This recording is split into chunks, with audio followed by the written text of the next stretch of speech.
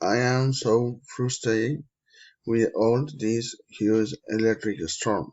These salespeople are completely uninterested in helping consumers. Agree, these storms are totally frustrating and annoying.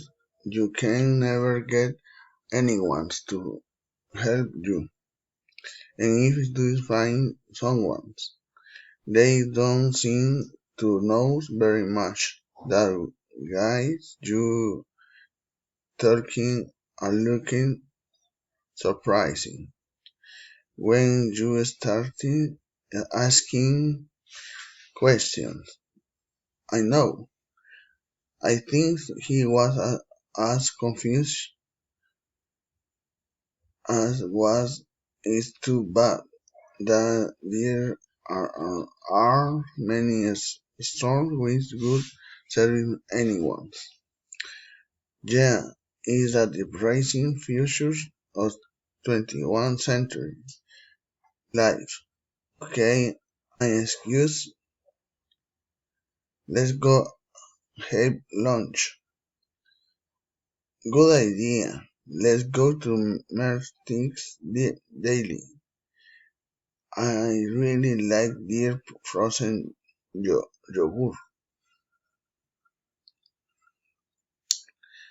También aprovechando, teacher, quería preguntarle algo sobre en esta pantalla me metí en Moon para ver cómo vamos y que todavía se ha dejado. Y está la Macmillan que sé que se abre el viernes para hacerla desde la mañana hasta la noche, que hay tiempo para hacerlo. Y está esta, pero esta no entiendo cuál es o que tiene que ver con esta del Moon. Y lo otro que estoy revisando las clases, pero no sé si ha mencionado qué vamos a hacer para el examen oral, porque me quisiera preparar desde antes. Así que muchas gracias por su atención.